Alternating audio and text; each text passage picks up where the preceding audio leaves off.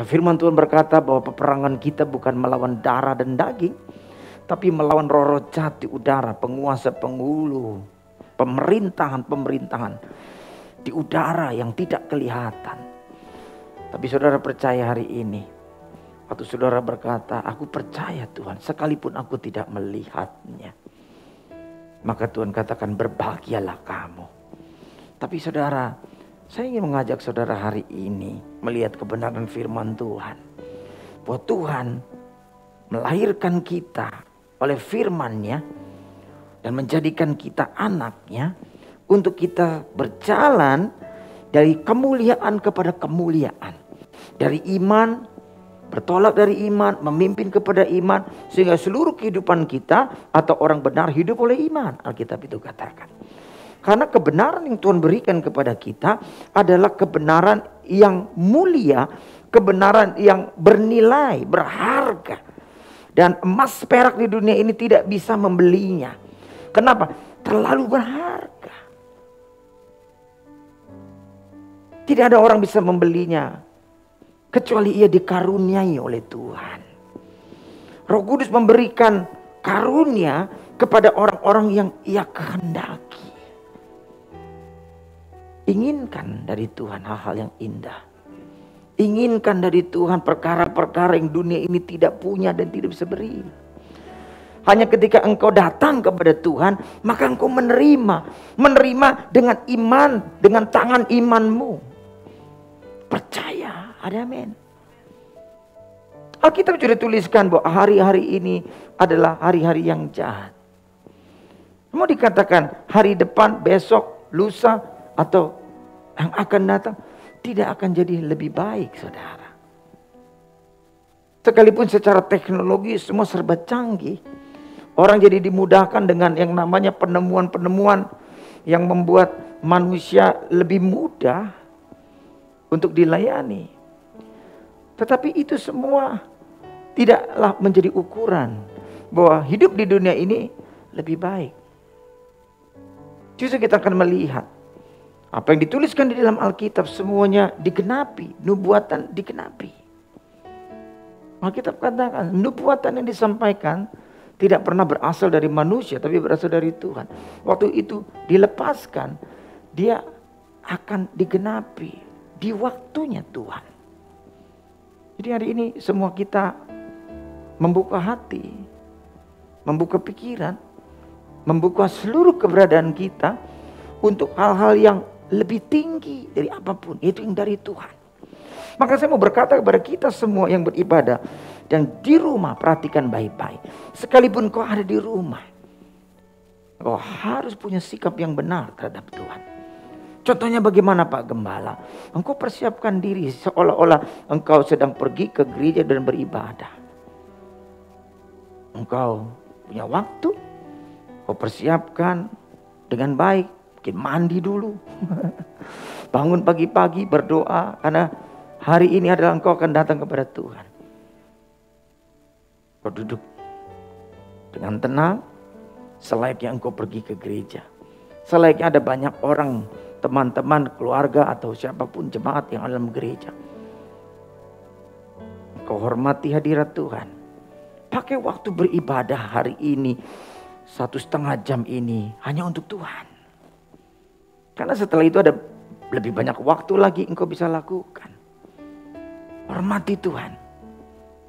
Alkitab mencatat orang-orang yang menghormati hadirat Tuhan, orang-orang yang menghormati hal-hal yang dari Tuhan, hidupnya diberkati. Hidupnya dipelihara Tuhan. Hidupnya dijaga oleh Tuhan. Ada amin. Mari kita mulai dengan sikap hati yang benar. Kita punya waktu untuk Tuhan. Untuk dengar firman-Nya. Kita punya sikap tidak hanya di dalam hati. Apa yang ada di keluar. Yang kelihatan dari luar ini juga dipersiapkan. Saya ingin setiap kita hari ini tahu. Bahwa Tuhan itu ada di tengah-tengah kita. Dari mana Pak Gembala? Firman-Nya berkata. Tuhan ada di antara kita. Dia melihat, dia mendengar, dia memperhatikan. Dia pun ikut merasakan apa yang kau rasakan. Ayo kita angkat kedua tangan kita. Bapa di surga, di dalam nama Tuhan Yesus hari ini, beri kami fokus kepada Tuhan. Buat kami menghormati hadirat Tuhan. Buat kami menyiapkan hidup kami untuk menerima firman. Dan biarlah firman itu membacak hati kami, menggemburkan hati kami, supaya Tuhan bisa menaburkan benih-benih kehidupan, kebenaran di dalam hati setiap kami. Kau mengampuni segala dosa dan kesalahan kami, kelalaian kami. Tuhan yang menolong kami selalu, yang menegur kami, menasihati kami, menyatakan kesalahan oleh firman-Mu, supaya kami menjadi umat yang layak bagi Tuhan. Terima kasih Bapa, kami siap mendengar firman-Mu. Hanya di dalam nama Tuhan Yesus Kristus kami sudah berdoa. Haleluya. Amin. Puji Tuhan. Saya mau bawa semua kita baca Alkitab kita. Kita akan baca dari kitab Ibrani dari ayat pasal kelima.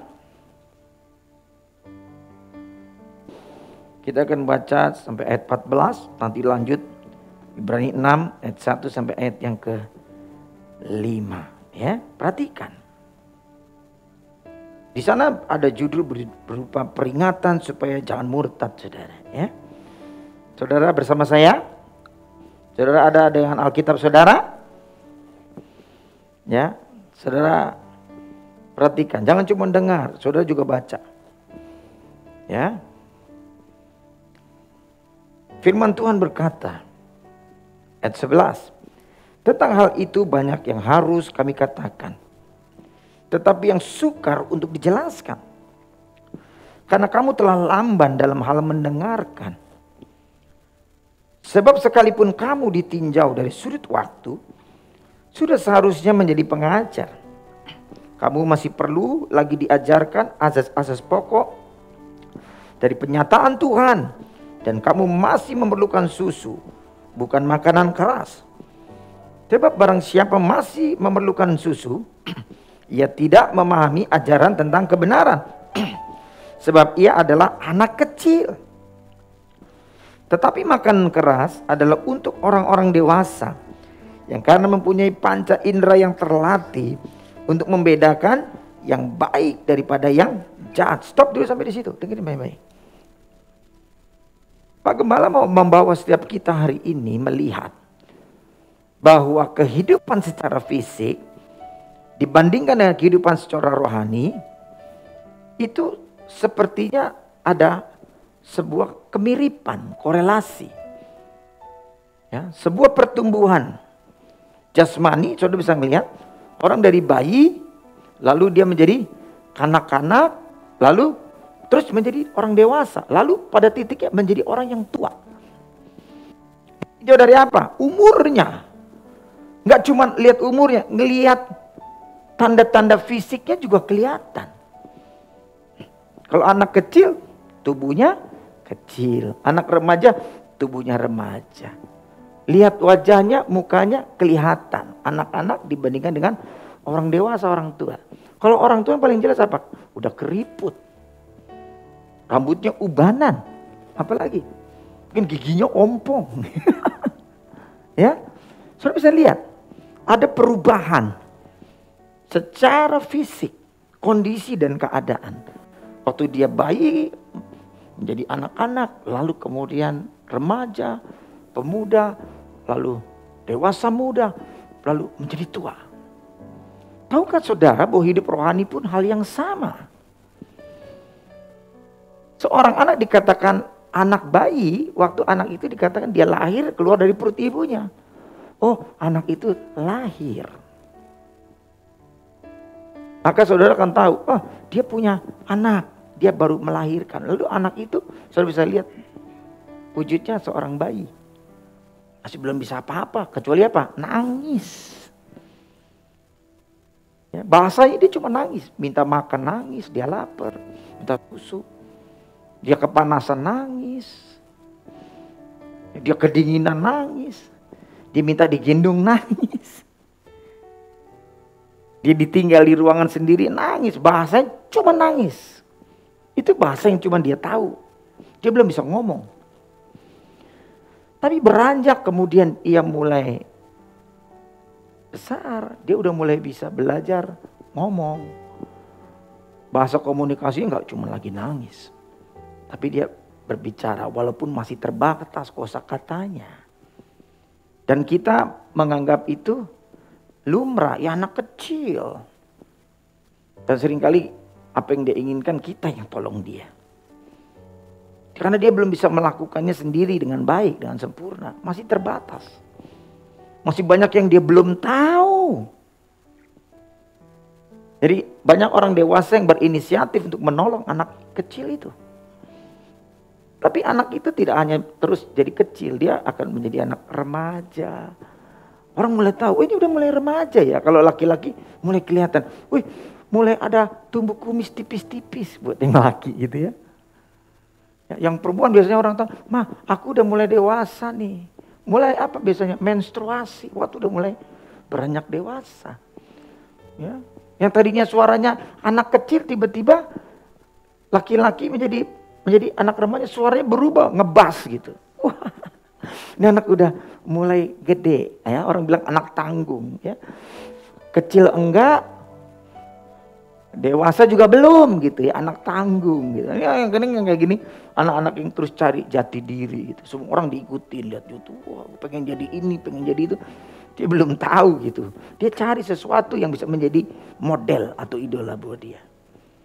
Yang begini biasanya labil nih. Lalu jadi pemuda, udah mulai. Sekolahnya juga dari kecil, TK, SD, SMP, SMA, kuliah gitu ya.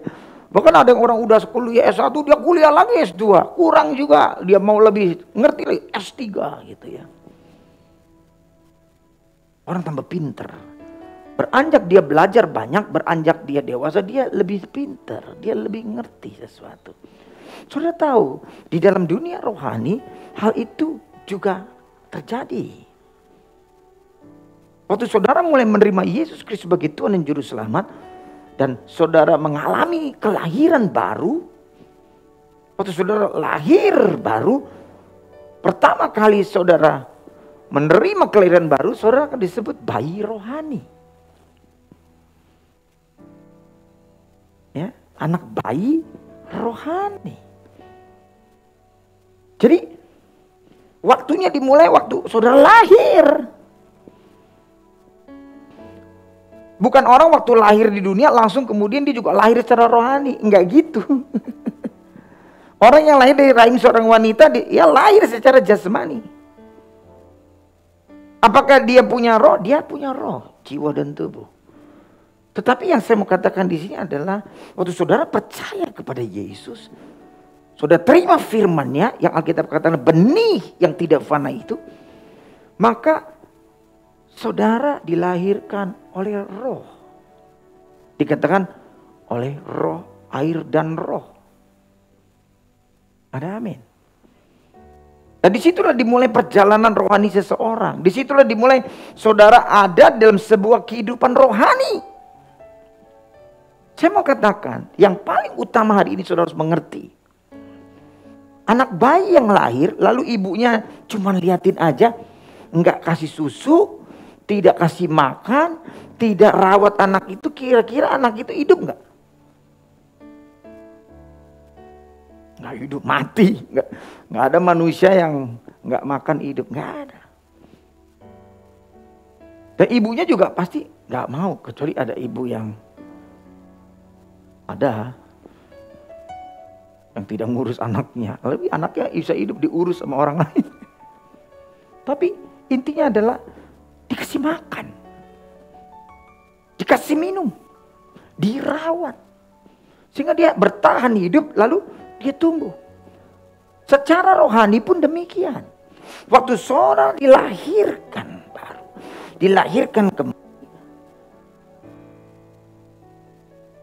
bayi rohani itu harus dikasih makan, harus dikasih minum, harus dipelihara, harus dirawat.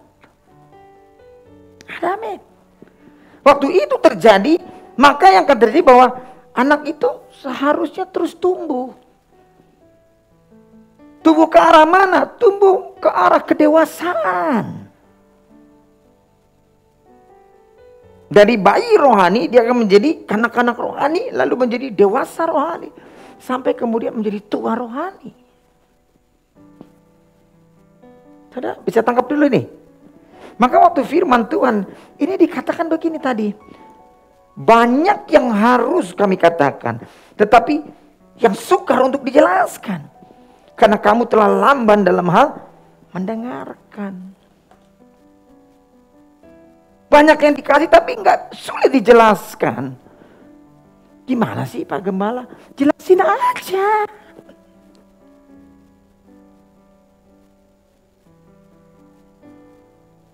Sudah dicarakan, tapi di sini katakan kamu lamban untuk mendengar. Dengerin, firman Tuhan bilang begini. Kenapa kamu tidak mengerti bahasaku? Kata Yesus. Lalu orang, iya kenapa ya? Lalu Tuhan, karena kamu tidak bisa menangkap firman-Ku. Firman Tuhan hari ini, saya ingin semua hari ini kita buka mata, buka telinga, buka hati, buka seluruh keadaan kita. Kenapa saudara? Karena apa yang saudara dengar, apa yang saudara lihat,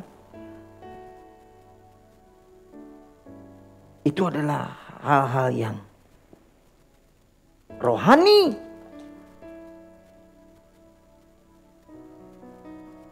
Kalau saudara mengandalkan hanya pendengaran jasmani, saudara akan sulit untuk mengerti. Kalau saudara gunakan pikiran saudara untuk menangkapnya, maka saudara akan kewalahan untuk bisa menangkap maksudnya. Itu ditulis di kitab Ibrani ini. Maka tadi dikatakan apa saudara? Di sini katakan ayat 12. Sebab sekalipun kamu ditinjau dari sudut waktu. Mungkin kau lahir baru udah. Kemudian kau ada di gereja udah puluhan tahun gitu. Tetapi engkau tidak mengalami sebuah perubahan yang signifikan untuk sebuah kehidupan rohani yang kau punya. Ada yang salah di sini, pasti ada. Kita bisa lihat dari pertumbuhan rohani yang saudara harus perhatikan. Jadi waktu saudara lahir kembali, lahirkan baru satu hal. Tapi ketika saudara menjadi dewasa rohani, bertumbuh secara rohani, itu hal yang berikutnya. Tidak otomatis saudara lahir kembali, saudara percaya Tuhan, lalu saudara menjadi dewasa. Tidak. Saudara bisa nangkep di sini. Jangan heran saudara, kalau saudara lihat di YouTube, ada orang yang sudah menjadi gembala, jadi pendeta, jadi rektor, jadi apapun, akhirnya dia tinggalin Yesus. Dan dia mulai utak-atik yang ini, yang ini, yang ini, yang ini, yang ini, yang itu. Yang disampaikan kelihatannya ya benar, ya bisa dijelaskan. Orang diajak untuk memahami pendapatnya dia. Karena itu semua diberikan kepada orang yang mau mendengar sebuah pengalaman hidup dia yang dia lihat. Itu cuma sebatas buku atau kitab suci. Saya sekali lagi mau katakan, saudara waktu datang sama Tuhan, saudara harus datang dengan kerendahan hati, saudara dilahirkan kembali, saudara awal bertobat, lalu saudara dimuridkan. Dan tidak sebatas hanya dimuridkan, saudara harus melangkah masuk dalam kehidupan apa yang disampaikan Tuhan. Di kitab Kejadian, Adam dan Hawa diciptakan segambar dan serupa dengan Tuhan. Dan napas Tuhan ada dalam hidup mereka. Mereka jadi manusia yang hidup. Tujuan Tuhan untuk apa? Untuk berbicara. Untuk berjalan bersama dengan Adam dan Hawa. Jadi Tuhan ciptakan manusia itu segambar dan serupa dengan dia. Supaya manusia itu bisa bergaul dengan Tuhan. Berbicara, melihat, dan mendengar. Ada amin. Jadi sekali lagi saya katakan, waktu saudara melihat keadaan fisik saudara bisa melihat, saudara bisa mendengar, saudara bisa merasakan karena punya indera pengecap. Saudara bisa meraba karena ada panca indera di situ. Dan orang bilang, panca apa? 5, indera yang 5. Lalu ada orang bilang begini, ada indera ke-6. Orang mulai tahu indera ke-6 itu gaib ya Pak. Oh. Kenapa? Ada orang bisa ngelihat yang dia nggak ngelihat. Itu orang ngasih tahu indera ke-6 istilahnya. Tapi saya mau katakan, kalau saudara bisa melihat secara tubuh, secara fisik, ada indera yang menolong saudara untuk saudara bisa beradaptasi dan menikmati apa yang ada di sekeliling saudara. Dan di dalam dunia dimensi alam nyata ini, secara fisik, di dalam kehidupan alam rohani, ada panca indera manusia rohanimu yang bisa beradaptasi dan berinteraksi dengan lingkungannya, yaitu alam rohani. Jadi saudara, saya mau katakan begini, Alkitab tadi bilang begini, saudara, dengerin baik-baik. Ayat yang ini bilang begini, sebab dari sudut waktu sudah seharusnya kamu menjadi pengajar. Kamu masih perlu lagi diajarkan azas-azas pokok dari penyataan Tuhan. Dan kamu masih memerlukan susu, bukan makanan keras. Sebab barang siapa memerlukan susu, ia tidak memahami ajaran tentang kebenaran. Sebab ia adalah anak kecil.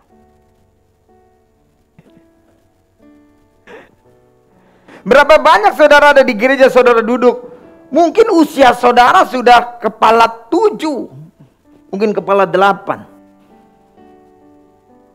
Tapi saudara, kondisi yang di dalam kanak-kanak. Pak Gembala gimana kita bisa tahu dia masih kanak-kanak? Saudara bisa tahu waktu saudara berbicara dengan orang itu. Kalau saudara punya roh yang terlatih, saudara belum berbicara, saudara sudah tahu kondisi keadaan lawan bicaramu. Kok bisa begitu? Alkitab berkata bahwa kita dikaruniai roh untuk membedakan roh. Ada amin. Saya mau mengajak setiap kita hari ini bahwa hal yang dari Tuhan itu luar biasa.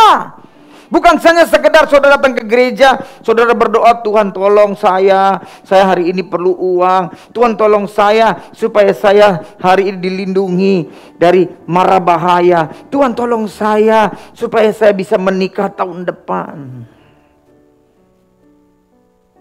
Maka Tuhan katakan, dari sudut waktu harusnya kamu sudah jadi pengajar. Kamu bisa mengajar orang lain hal-hal yang rohani yang kau miliki. Tapi bukti sampai hari ini engkau masih terus-menerus perlu diajar pokok-pokok yang dasar. Bertobat, minta ampun. Bertobat, minta ampun. Bertobat, minta ampun. Oh, Tuhan ampuni nggak? Ampuni. Tapi waktu kita jalan di tempat, kita nggak kemana-mana. Kita cuma di situ. Kayak saudara punya mesin olahraga treadmill, saudara mau lari sekencang apapun, saudara tetap di situ. Kalau saudara lihat kisah Israel, mereka berteriak kepada Tuhan Yahweh bahwa mereka disiksa, diperbudak. Lalu Tuhan dengar. Lalu Tuhan mengutus seorang penolong dan dia tunjuk Musa bahwa keluar dari mana? Keluar dari Mesir. Dibawa kemana? Kepada tanah perjanjian.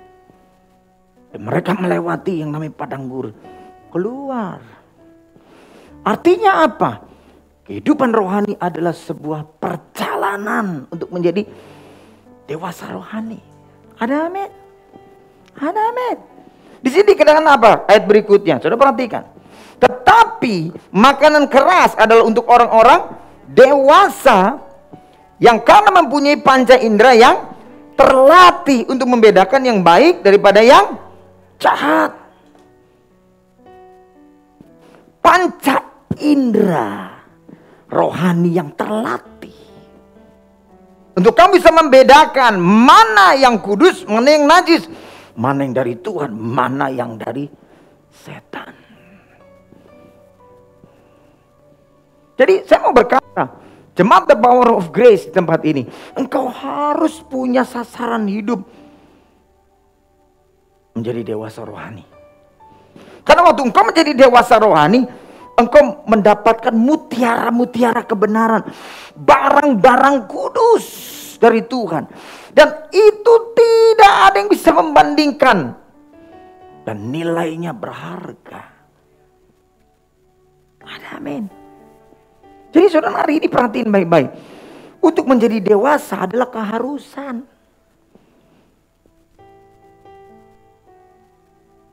Saudara, hari ini saya perhatikan.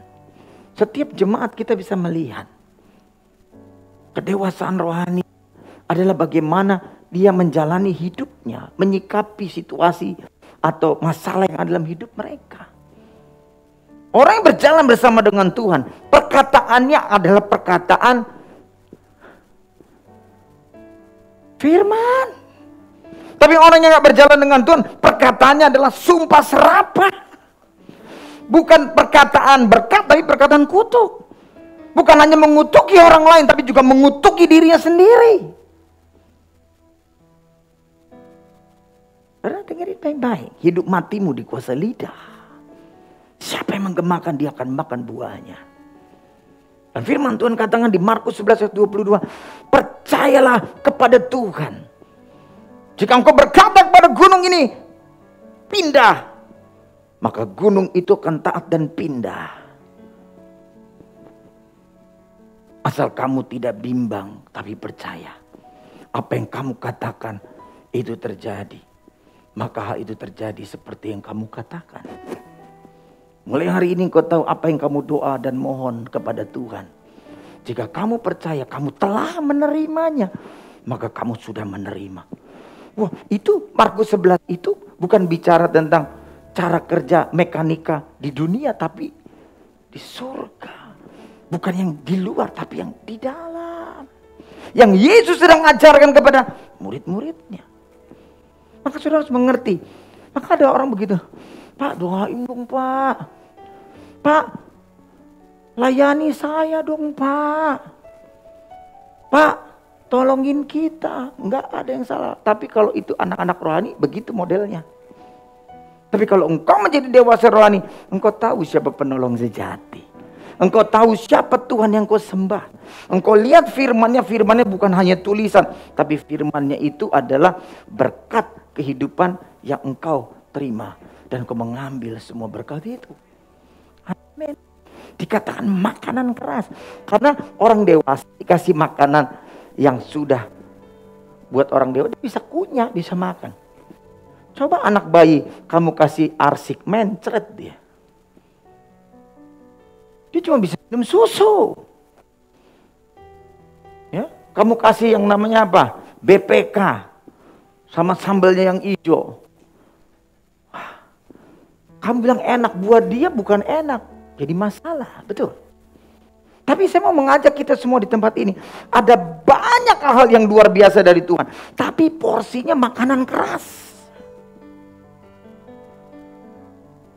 Coba kita buka 2 Timotius 3. Perhatikan.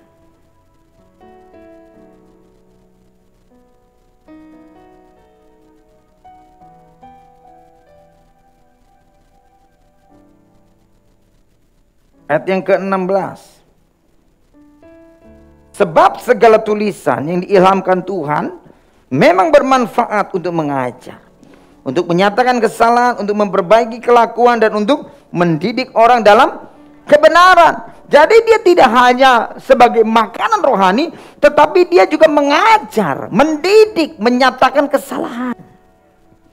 Makanya saudara, Tuhan katakan, kalau saudara baca kitab Yosua, kuatkan dan teguhkanlah hatimu, supaya engkau tidak menyimpang jalan kanan dan ke kiri, hanya memperkatakan firman Tuhan siang dan malam dan melakukannya.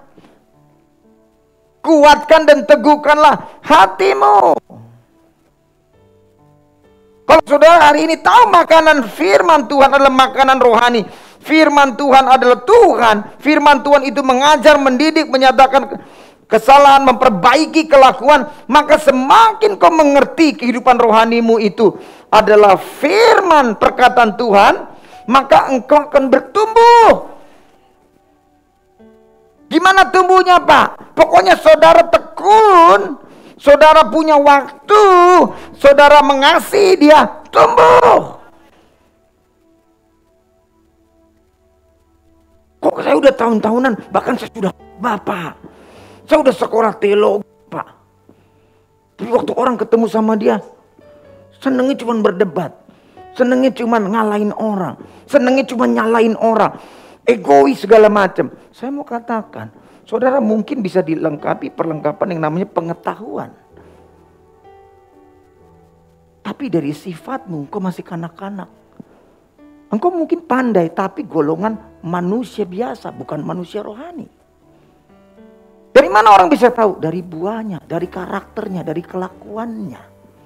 Makanya Yesus katakan, hai yang mati lesu, datang kepadaku. Hai yang berbeban berat, datang kepadaku. Aku beri kamu kelegaan. Belajarlah daripadaku, karena aku ini lemah lembut dan rendah hati. Kenakan kuk yang kuberikan. Kuk itu enak dan ringan. Maka firman Tuhan katakan di 1 Korintus 4 ayat 20. Kerajaan surga bukan hanya perkataan, tetapi kuasa. Lalu Paulus berkata, kamu tahu kamu adalah surat yang dibaca, surat yang dilihat semua orang. Artinya apa? Mereka itu bukti dan contoh kehidupan. Saya percaya buat Paulus mau kasih gitu. Kamu mengikut Yesus, orang bisa melihat, bukan hanya dikatakan, tapi orang bisa melihat bukti bahwa firman itu hidup di dalam kamu. Sudah bisa nangkap itu? Yesus adalah firman menjadi manusia. Dulu di dalam 2000 tahun yang lalu, orang cuma bisa baca Taurat, dibaca, ditahlilkan. Tapi waktu Yesus jadi manusia, firman itu ada di tengah mereka, jadi manusia. Dia bergerak, dia bisa disapa. Lalu manusia firman itu berkata sembuh, maka yang sakit sembuh. Dia mengusir setan, maka setan itu pergi.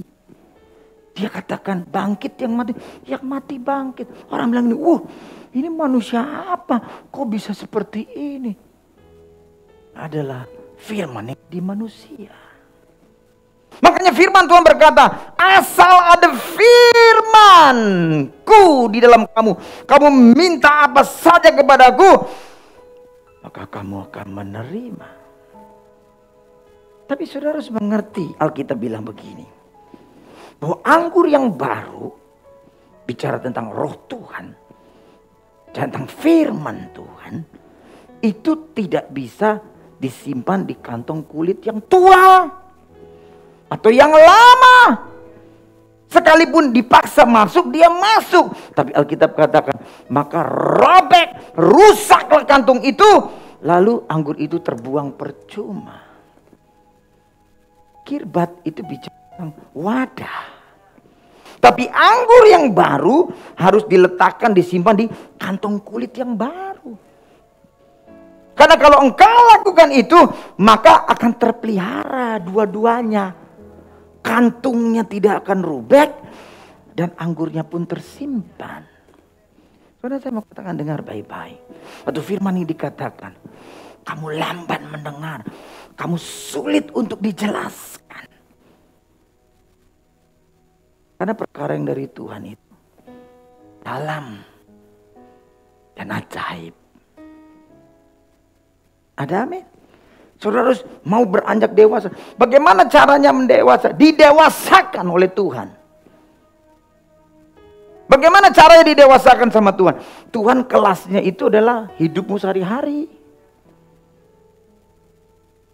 Alkitab katakan, ngut itu sama dengan orang bertenung.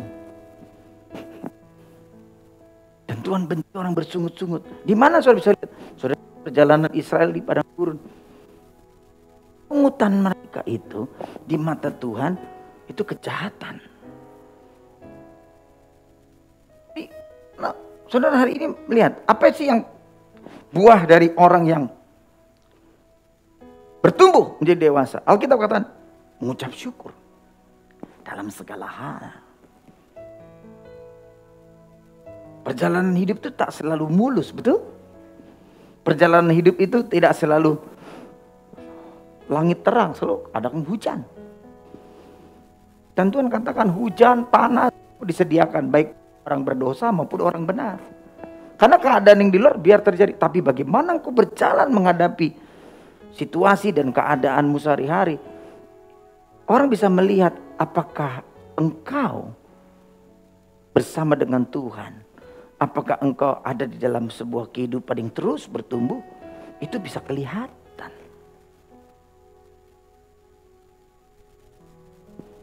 Sekali lagi kita balik lagi.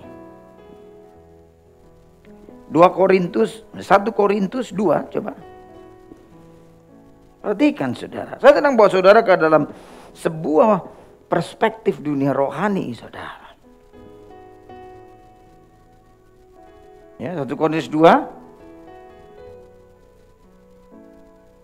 Saya akan baca dari ayat yang ke-7, perhatikan. Tetapi yang kami beritakan ialah hikmat Tuhan yang tersembunyi dan rahasia sebelum dunia yang dijadikan, yang telah sediakan Tuhan bagi kemuliaan kita. Tidak ada dari penguasa dunia ini yang mengenalnya, sebab kalau sedemikian kiranya mereka mengenalnya, mereka tidak menyalibkan Tuhan yang mulia. Tetapi seperti ada tertulis, apa yang tidak pernah dilihat oleh mata dan tidak pernah didengar oleh telinga, tidak pernah timbul di dalam hati manusia, semua yang disediakan Tuhan untuk mereka yang mengasihi Dia. Karena kepada kita Tuhan menyatakannya oleh Roh, sebab Roh menyelidiki segala sesuatu, bahkan hal-hal yang tersembunyi dari Tuhan. Siapa gerangan di antara manusia yang tahu apa yang terdapat dalam diri manusia selain roh manusia sendiri yang ada di dalam dia? Demikianlah pula lah tidak ada orang yang tahu apa yang terdapat di dalam diri Tuhan selain roh Tuhan. Kita tidak menerima roh dunia, tetapi roh yang berasal dari Tuhan, supaya kita tahu apa yang dikaruniakan Tuhan kepada kita. Dan karena kami menafsirkan hal rohani kepada mereka yang mempunyai roh, kami berkata-kata tentang karunia-karunia Tuhan dengan perkataan yang bukan diajarkan kepada kami oleh hikmat manusia, tetapi oleh roh. Tetapi manusia duniawi tidak menerima apa yang berasal dari roh Tuhan, karena hal itu baginya adalah suatu kebodohan, dan ia tidak dapat memahaminya, sebab hal itu hanya dapat dinilai secara rohani. Tetapi manusia rohani menilai sesuatu, tetapi ia sendiri dinilai oleh orang lain. Sebab siapakah yang mengetahui pikiran Tuhan sehingga ia dapat menasihati dia? Tetapi kamu memiliki pikiran Kristus. Saya lanjutkan. Dan aku saudara-saudara, pada waktu itu tidak dapat berbicara dengan kamu seperti dengan manusia rohani, tetapi hanya dengan manusia duniawi yang belum dewasa Kristus. Susulah yang kuberikan kepadamu, bukanlah makanan keras, sebab kamu belum dapat menerimanya, dan sekarang pun kamu belum dapat menerimanya. Ayat 3. Karena kamu masih manusia duniawi. Sebab jika di antara kamu ada iri hati dan perselisihan, bukankah hal itu menunjukkan bahwa kamu manusia duniawi dan bahwa kamu hidup secara manusiawi? Ini jelas ditulis saudara. Manusia duniawi, ada manusia rohani. Ada manusia rohani kanak-kanak, ada manusia rohani dewasa. Jadi orang-orang yang berkumpul di dalam rumah Tuhan, di gereja Tuhan, adalah kumpulan orang-orang yang dilahirkan dalam satu umat yang kudus, bangsa yang kudus, imamat yang rajani, untuk memberitakan perbuatan-perbuatan Tuhan yang besar. Saudara perhatikan baik-baik. Jadi dalam rumah Tuhan ada yang kanak-kanak, ada yang pemuda, ada yang dewasa rohani, ada yang rohani. Itu bisa dikelompokkan karena kondisi spirit atau roh setiap orang itu ada tingkatannya. Dalam khotbah seperti ini, kondisi rohani setiap orang menangkap sesuai dengan kebutuhan kondisi rohaninya. Ada dikatakan susu untuk anak-anak, Makanan keras untuk orang dewasa. Alkitab kata ada mana yang tersembunyi, pewahyuan untuk orang yang tua rohani. Saya bisa tangkap itu. Hal yang dari Tuhan dikatakan hal yang tersembunyi, rahasia. Tapi orang dunia nggak bisa ngerti. Bahkan dia tidak pernah melihat itu hal yang berharga karena memang dia tidak bisa menerimanya. Hanya orang yang memiliki roh yang bisa menerimanya. Maka tadi kita dengar tentang panca indera rohani. Kalau tadi dikatakan apa buktinya orang ini anak-anak rohani? Karena anak rohani dikatakan adalah orang Kristen duniawi. Ada banyak orang Kristen tapi duniawi. Gimana Pak? Dia sudah ada di gereja, dia sudah baca Alkitab, dia sudah ikut pelayanan. Tapi kenapa duniawi? Karena konsep hidupnya, sudut pandangnya, tujuan hidupnya bukan rohani sorgawi, tapi duniawi. Kita tidak menghakimi siapapun, tetapi saudara harus beranjak dari Kristen duniawi kepada Kristen rohani. Saya mau katakan sekali lagi, dari Kristen agamawi, saudara harus menjadi Kristen sorgawi, Kristen rohani. Jadi enggak, saudara dengerin, orang beragama belum tentu dia rohani. Religious belum tentu spiritual. Kalau kita bicara tentang Tuhan, Tuhan itu spiritual, Tuhan itu roh. Maka tadi kita baca saudara, ayat yang 9 katakan gini, apa yang tidak pernah dilihat mata dan tidak pernah didengar oleh telinga, yang tidak pernah timbul dalam hati manusia, semua yang disediakan Tuhan untuk mereka yang mengasihi Dia. Perhatikan saudara. Alkitab katakan, tidak mungkin kamu berkata Yesus itu Tuhan kalau bukan Roh Kristus yang ada dalam kamu yang berkata Yesus itu Tuhan. Jadi kamu ngomong sama orang Yesus itu Tuhan, saudara debat, berantem, tonjok-tonjokan, saudara bisa itu. Akhirnya daging perkelahian. Kenapa? Cuma berkata gue yang benar, bukan lu, gue yang benar, gitu. Saudara mau ngomong seperti apa? Buat dia juga berkata begini, nggak mungkin, gue nggak percaya. Ya, tenang, dia nggak percaya karena dia tidak punya Roh Kristus. Apa yang saya harus lakukan? Saudara berdoa. Biarlah lewat perkataanmu, telinga rohani dia terbuka, dia mendengar tentang Tuhan dan Roh Kudus bersaksi Tuhan tentang Kristus kepada orang itu. Jadi nggak ada orang percaya Yesus karena kekuatan manusia, nggak bisa. Harus Tuhan yang menyatakan diri lewat firman-Nya, menyaksikan diri lewat kesaksian hidupmu untuk orang membuka hati dan terima Dia. Tidak hanya buka hati, buka telinga, buka mata seluruh keberadaan mereka. Tapi waktu orang menjadi percaya, nggak cukup sampai di situ, stop. Mereka harus dimuridkan supaya mereka mengerti, didewasakan supaya mereka cakap. Jadi bisa mengerti apa yang tidak pernah dilihat mata, didengar telinga. Loh, Alkitab katakan dia dengar firman tapi dia tidak pernah bisa mengerti. Dia melihat tapi tidak bisa menangkap. Kenapa? Karena bukan dengan mata yang ini, tetapi yang di dalam. Kalau saudara baca di Alkitab, saudara, itu saudara, coba kita buka ya dari kitab Perjanjian Lama dulu, Yeskiel, saudara. Tunjukin saja, saudara. Supaya saudara bilang semua ini ada di Alkitab. Saudara bisa melihat. Ayat yang pertama. Yeskiel 1:1. Pada tahun ke-30, dalam bulan yang keempat, pada tanggal 5 bulan itu, ketika aku bersama-sama dengan para buangan berada di tepi sungai Kebar, terbukalah langit. Dan aku melihat penglihatan tentang Tuhan. Judulnya, Sang Nabi Melihat Kemuliaan Tuhan. Apakah Yeskiel melihat dengan Mata fisiknya? No. Mata rohaninya. Untuk perkara-perkara yang tersembunyi, yang tidak terlihat. Berarti orang ini matanya melihat, matanya melek. Kalau saudara ingat kisah tentang Elisa dengan Gehazi waktu mereka dikepung pasukan Aram. Waktu Elisa diberitahu oleh Gehazi, kita dikepung oleh tentara yang begitu banyak. Dia ketakutan. Tapi berita itu tidak membuat Elisa takut kan? Kalau saudara baca di kitab Raja-Raja, Elisa bilang jangan takut. Yang bersama kita jauh lebih banyak daripada mereka. Hari itu Gehazi katakan, yang nyertain kita siapa? Orang kita cuma duaan. Kita cuma berdua, kita dikepung segitu banyak.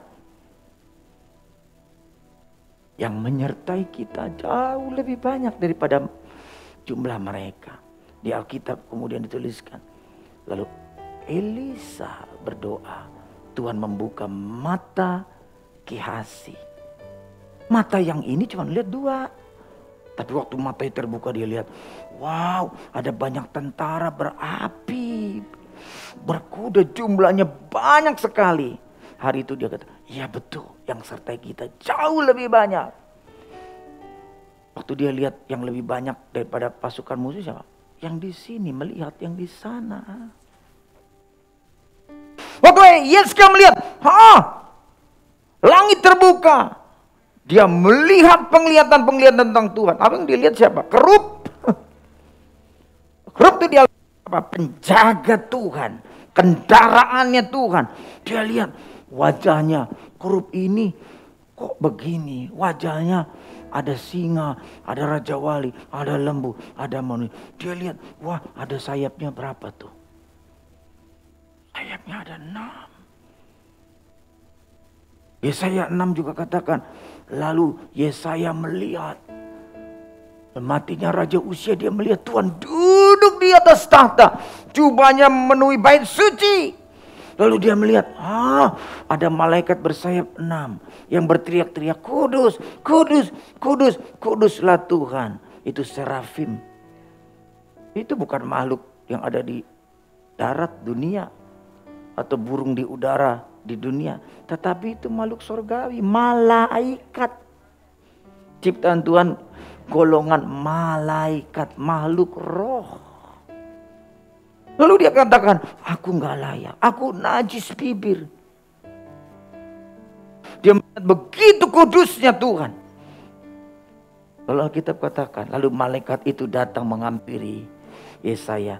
Tapi waktu dia datang, dia tidak datang gitu. Dia ambil bara dari mezbah yang ada di depan, di surga, ya depan tahta Tuhan. Lalu seperti api, lalu mulutnya dikuduskan. Saudara lihat saudara, di perjanjian lama. Kalau saudara lihat di perjanjian baru, kalau baca di 2 Korintus 12, Paulus berkata 14 tahun yang lalu, dia mendapat sebuah penglihatan. Dia melihat seorang Kristen yang dia dibawa ke surga tingkat ketiga. Aku tidak tahu di dalam tubuh atau di luar tubuh, tapi orang itu diangkat ke Firdaus.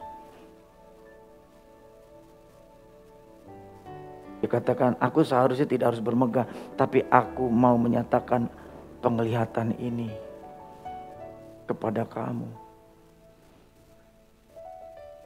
Kalau saudara baca di kitab Wahyu, Rasul Yohanes, dia melihat di Patmos tentang Yesus yang sesungguhnya. Dikatakan matanya seperti bola api, rambutnya putih seperti bulu domba, pakaiannya putih. Di situ dia katakan, akulah Alfa dan Omega. Lalu aku melihat kitab terbuka. Lalu aku melihat malaikat turun dari surga. Lalu aku mendengar suara seperti desau air bah. Itu yang lihat, yang dengar, bukan mata jasmani, bukan mata jasmani dan telinga jasmani. Tapi panca indera rohani yang terlatih. Ada amin.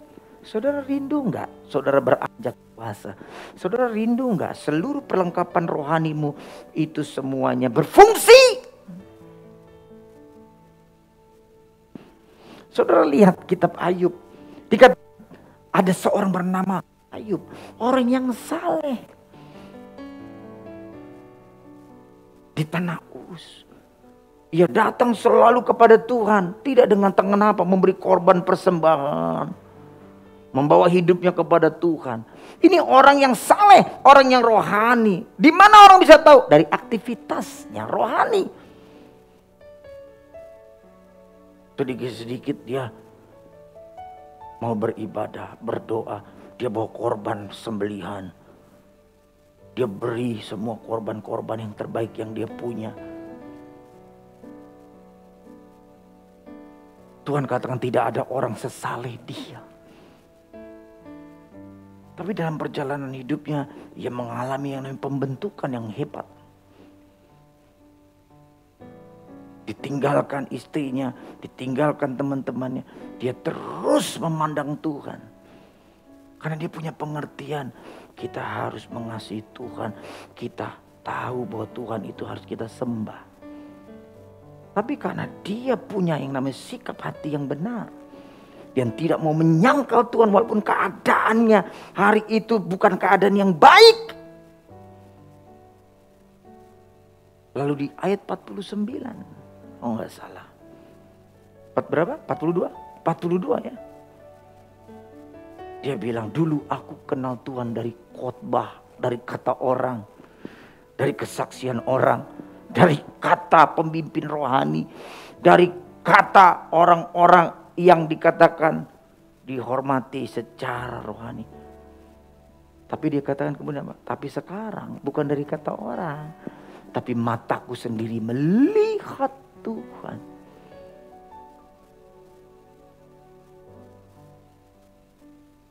Jadi kebaikanmu firman Tuhan katakan seperti kain kotor. Betul? Orang yang gak percaya Tuhan, gak lahir baru, banyak yang baik gak? Banyak.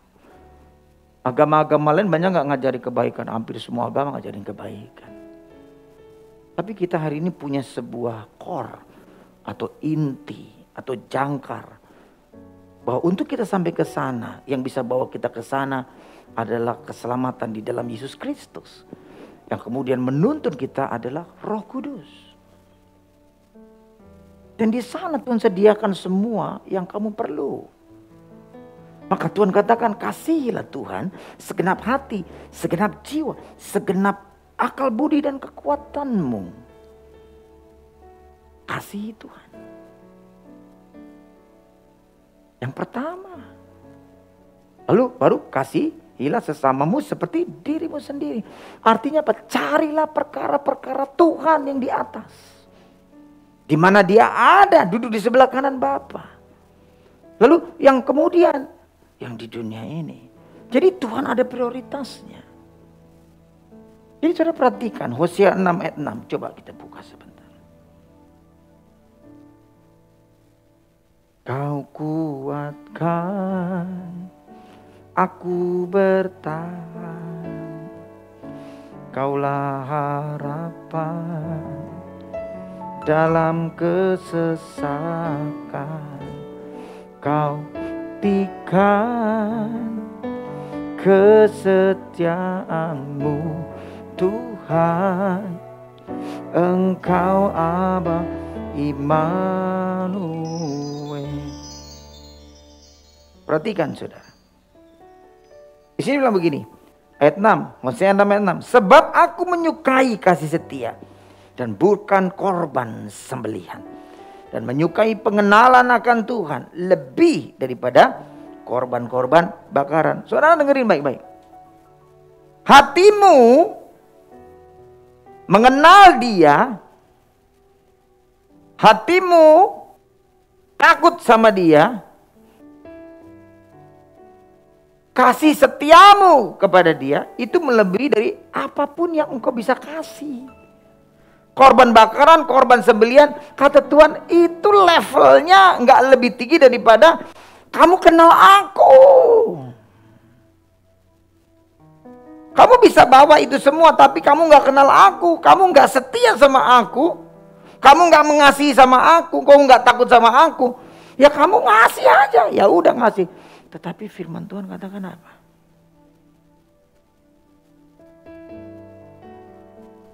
Dia yang mau dia apa? Engkau mempersembahkan hidupmu, mempersembahkan dirimu.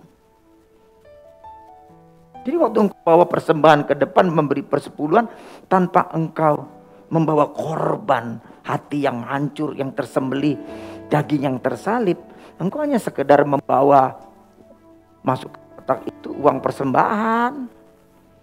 Engkau melayani tanpa bertobat, hancur hati, mengasihi Tuhan, memberikan persembahan hidup. Engkau cuma sekedar nyanyi atau main musik.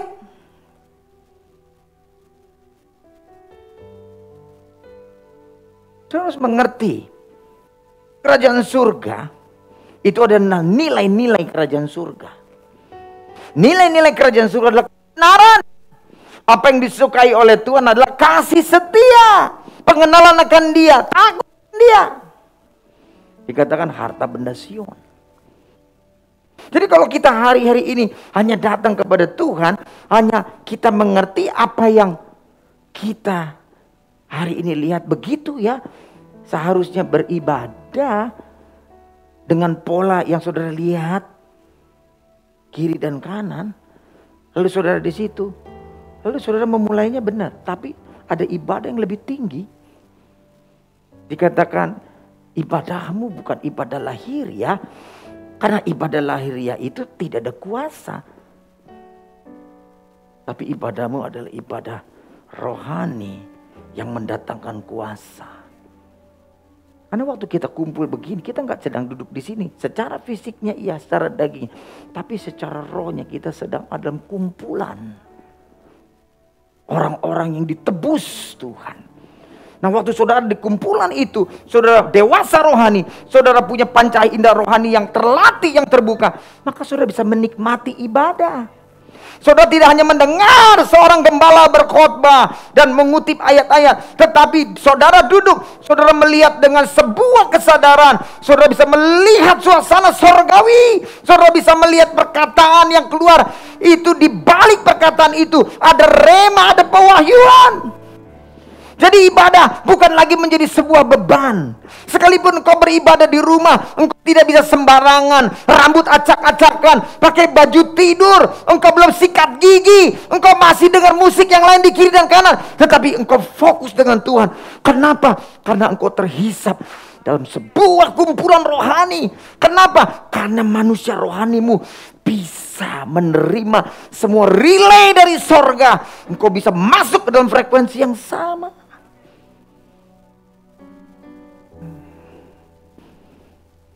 Amin. Di tempat itulah apa yang kamu minta dan doakan. Jika kamu percaya itu kamu sudah menerima, kamu sudah menerima. Yesus berkata, hamba melayaniku, dia harus berada di mana aku berada.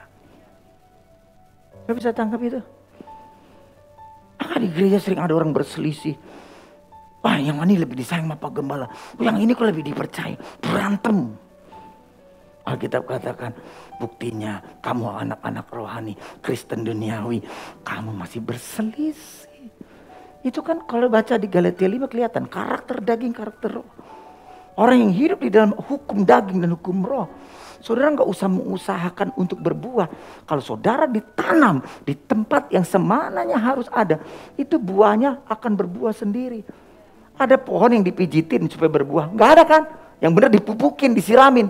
Saudara urut nih biar berbuah. Nggak bisa saudara. Ada musimnya. Mari kita bertumbuh. Mari kita dewasa dalam Tuhan. Ada begitu banyak yang Alkitab katakan yang ingin kukatakan kepadamu.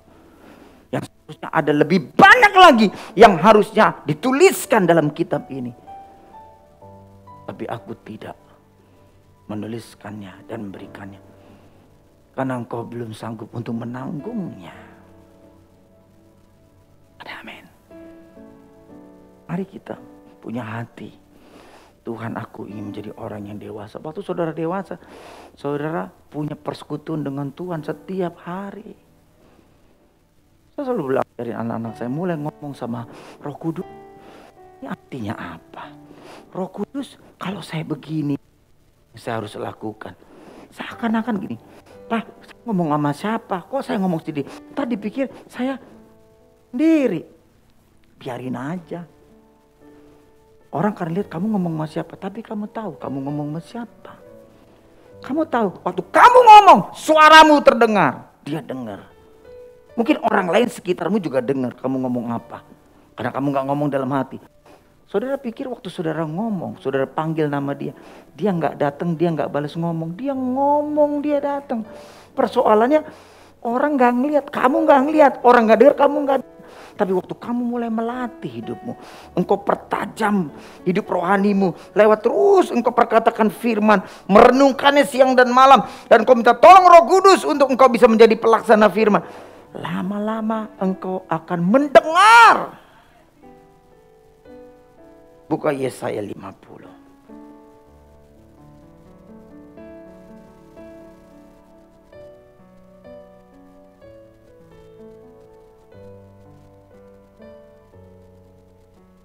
Kabasyaduri kabasyadiri. Terima kasih Tuhan. Ayat 4 dan 5 berkata begini. Tuhan telah memberikan kepadaku lidah seorang murid, supaya dengan perkataan aku dapat memberi semangat baru kepada orang yang letih lesu.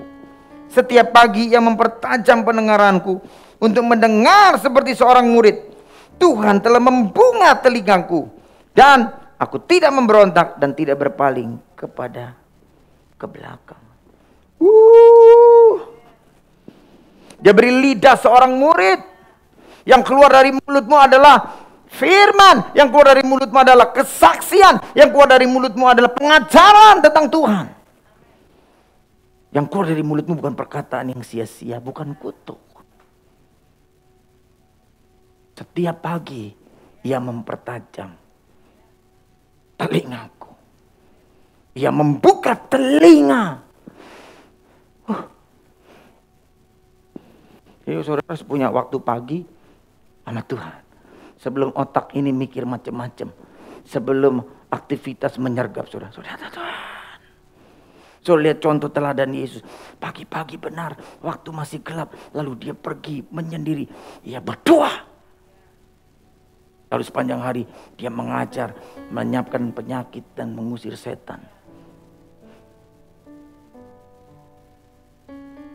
Karena suara Tuhan ada di tempat yang sunyi. Di dalam kedalaman tempat yang sungguh jauh. Saudara harus punya telinga yang mendengar. Kalau bilang gitu, Tuhan berbicara, aku mau mendengar. Orang secara jasmani mereka baik. Tapi secara rohani mereka tuli dan buta. Dan melihat Tuhan bukan dengan indera rohani, melihat Tuhan dengan pikirannya. Enggak ketemu saudara. Saudara dapat pengertian sedikit sekali. Organ untuk ketemu Tuhan dan menerima dan mengerti hal dari Tuhan bukan organ jiwa. Yaitu pikiranmu, yaitu emosimu, yaitu kehendakmu. Enggak bisa. Jiwa bersentuhan dengan hal yang sifatnya pengetahuan. Maka ada orang bangga karena dia penuh pengetahuan dan pintar. Tapi begitu masuk perkara rohani, dia gak ngerti. Karena otaknya gak bisa dibawa ke sana. Yang sudah harus pakai manusia roh, intuisi, hati nurani, persekutuan komuni dengan Tuhan. Jadi kalau saya baca begini, Tuhan betapa aku masih perlu banyak berlatih dan belajar. Berarti cuma pergi ke gereja, baca Alkitab, ikut komsel, enggak cukup. Tapi itu sarana latihan. Tapi banyak orang menganggap itu sebuah aktivitas belaka. Maka orang jadi bosen. Orang capek. Orang berhenti berdoa. Kenapa? Karena doamu Salah berdoa. Engkau berdoa untuk hanya hal-hal yang sifatnya apa? Memuaskan nafsu daging. Kau harus berdoa di dalam Roh Kudus. Dia yang akan berdoa bagi kamu. Sampai hal yang paling dalam. Dan Tuhan, ku rindu bersekutu denganmu, bawaku lebih lagi tinggal di dalammu, nikmati hadiratmu samalah seluruh hidupku.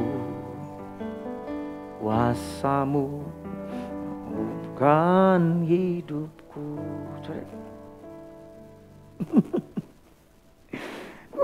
Coba buka Amsal 20 ayat 12, saudara. Yesus, Yesus, Yesus.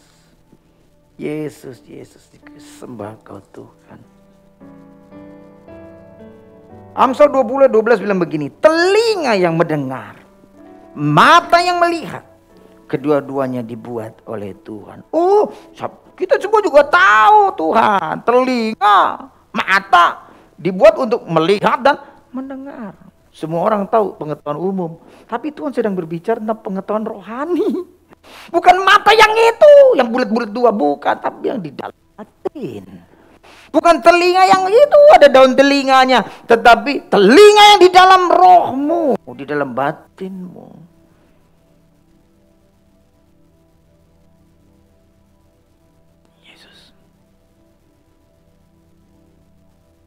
Kita angkat kedua tangan kita. Bapa di dalam surga, minyaki mata kami, telinga kami, indera rohani kami. Hari ini kami mengerti bahwa hidup rohani kami adalah hidup rohani bersama dengan Tuhan, berjalan dengan Tuhan. Bahwa firman yang kami dengar adalah firman hidup, yaitu firman itu adalah Engkau sendiri Tuhan. Biarlah setiap wadah hati kami tahir. Biarlah hati kami hari ini Tuhan adalah hati yang mengikut tuntunan Tuhan kemana Tuhan bawa kami pergi. Dewasakan setiap kami Tuhan. Biarlah kami tidak berkutat hanya hal-hal daging. Kami tidak terus ada dalam sebuah lingkup Kristen kanak-kanak atau Kristen duniawi. Bahwa kami menjadi orang-orang yang dewasa, tua secara rohani. Engkau memampukan kami. Lihat pengurapan-Mu hari ini, setiap belenggu dipatahkan, dihancurkan di dalam nama Yesus. Tipu daya setan disingkapkan karena mata kami melihat, telinga kami mendengar perkara-perkara yang dalam dan tinggi. Mari kita bangkit berdiri. Tu yang ku rindu bersekutu denganmu, bawaku lebih lagi tinggal alammu, di hadiratmu jamalah seluruh hidupku. Kuasamu mengubah hidupku. Satu hal yang ku rindu, satu yang ku rindu, bersekutu denganmu, bawaku lebih lagi tinggal di dalammu, nikmati hadiratmu, jamalah seluruh hidupku. Kuasamu mengubahkan hidup. Tuhan firman-Mu berkata, apa yang tidak dilihat mata, didengar telinga, timbul dalam hati kami, Tuhan sediakan semuanya. Engkaulah Tuhan provider, Tuhan yang menyediakan semua yang kami butuhkan. Hari ini dengan iman kami percaya Tuhan, bahwa hidup rohani kami tidak sama lagi. Tapi kami mendengar sebuah realita kenyataan, manusia rohani, manusia baru kami perlu bertumbuh ke arah kedewasaan dan menjadi serupa dengan Kristus. Bawa semua jemaat The Power of Grace hari ini dalam sebuah realita mereka mengejar hidup rohani yang berkemenangan di dalam Tuhan. Semua benih potensi rohani, yaitu Kristus, yang sudah diinvestasikan lewat kebenaran firman dan lawatan Tuhan. Semuanya hari ini bisa melihat, semuanya hari ini bisa menghargai, lalu mereka akan melatih dan tekun hidup di dalamnya. Engkau persiapkan umat yang layak bagimu, Tuhan. Berkati jemaat The Power of Grace yang ada di tempat dan juga yang ada di rumah. Biarlah nilai-nilai kerajaan dan sikap hidup kerajaan ada dalam hidup setiap anak-anakmu.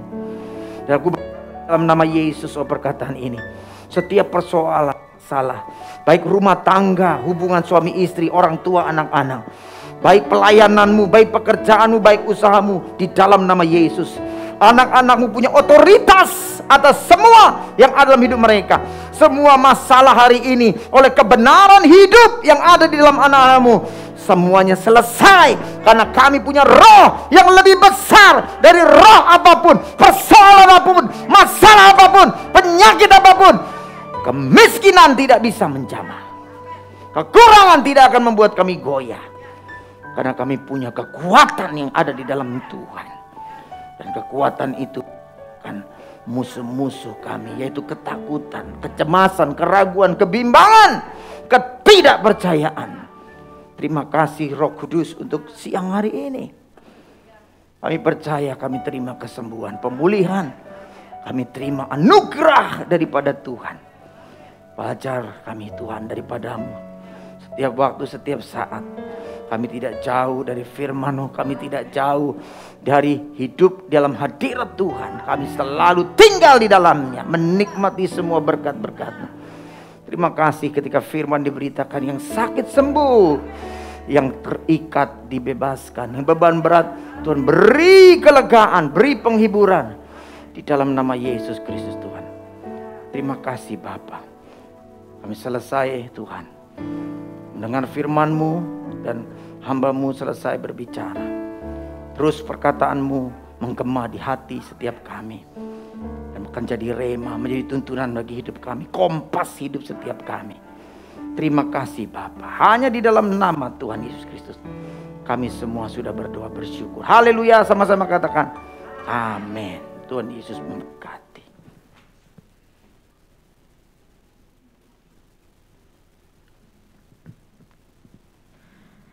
Kita semua diberkati oleh kebenaran firman Tuhan hari ini, amin. Tiba saatnya kita akan memberikan persembahan. Sebelum kita memberikan persembahan, mari kita bersatu dalam doa. Terima kasih Tuhan untuk hari ini Tuhan, untuk firman-Mu yang luar biasa bagi setiap kami Tuhan. Kami percaya Tuhan Kau selalu menuntun kami dan memberikan kami rema di dalam hati kami, sehingga kami dapat melakukan Tuhan, dan kami dapat taat melakukan setiap firman-Mu. Sebentar lagi kami akan memberikan persembahan. Biarlah Tuhan Kau berkati setiap tangan-tangan yang memberi, dan biarlah persembahan yang kami berikan dapat menjadi berkat bagi pelayanan-Mu di tempat ini. Terima kasih Tuhan Yesus, kami mengucap syukur dan sudah berdoa. Haleluya, amin. Sambil persembahan dijalankan, kita angkat pujian Aku Diberkati.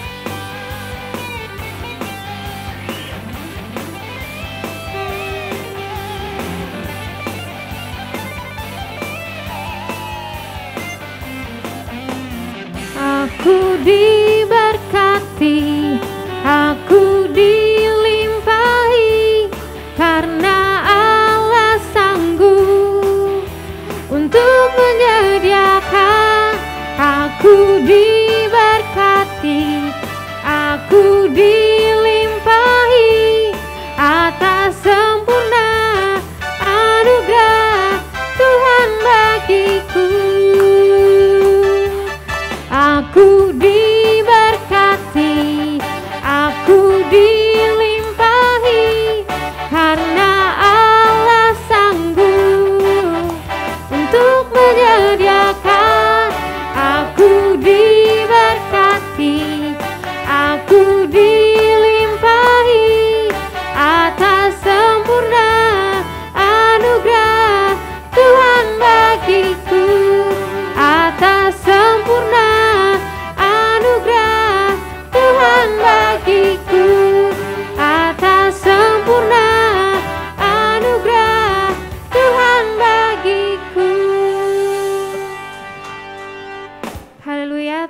Yesus memberkati.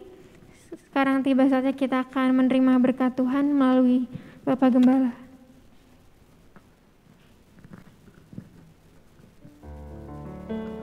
Mari kita semua bangkit berdiri. Kita akan berdoa untuk akhiri ibadah kita siang hari ini.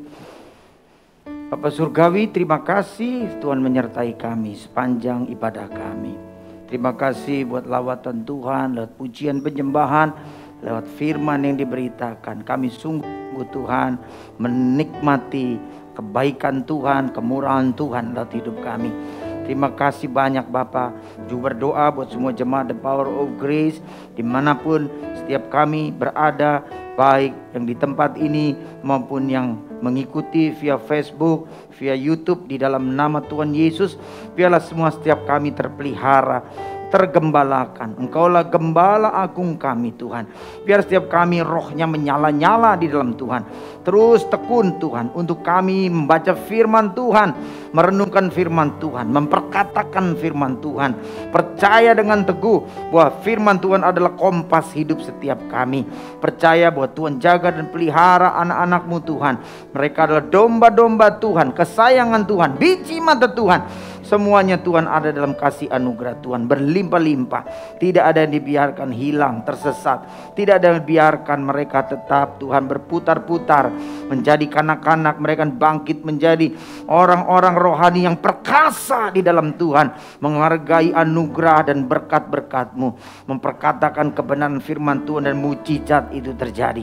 Kami percaya Kau persiapkan umat yang layak lewat gereja-Mu, The Power of Grace Tuhan. Setiap jemaat-Mu mengalami terobosan dalam banyak hal, mengalami Tuhan lompatan-lompatan iman. Percaya hal yang ajaib daripada Tuhan akan terus dibukakan, rahasia akan disingkapkan kepada mereka. Beri hati yang takut akan Tuhan, beri hati yang terus mencari-cari dan berseru-seru kepada Tuhan. Di dalam nama Yesus, umat yang tahu bagaimana menyenangkan hati Tuhan terus bertobat, berbalik dari jalan mereka yang salah. Terima kasih buat anugerah-Mu. Berkati setiap kami Tuhan, berkati anak cucu setiap umat-Mu semuanya Tuhan. Apa yang mereka kerjakan jadikan berhasil, jadikan berbuah di dalam nama Yesus. Pelayanan mereka menginginkan pelayanan yang membawa dampak selalu di dalam nama Yesus. Terima kasih Tuhan. Biarlah kasih karunia, damai sejahtera dari Tuhan Yesus Kristus, biarlah kasih Bapa dan pertolongan Roh Kudus, pengurapannya selalu ada menyertai kita semua hari ini sampai Maranatha Tuhan datang menjemput kita semua gerejanya di awan-awan yang permai. Haleluya, sama-sama katakan amin. So here I bow to lift you high, Jesus, be glorified in all things. For all my life I am yours, forever yours. So here I bow to lift you high, Jesus, be glorified in all things. For all my life I am yours, forever yours. Right here, right now, be lifted high. Right here, right now, be glorified. God of heaven and earth, God who brought me back to life, I am yours, forever yours. I am yours, forever yours. I am yours, forever yours. Selamat hari Minggu, Tuhan Yesus memberkati.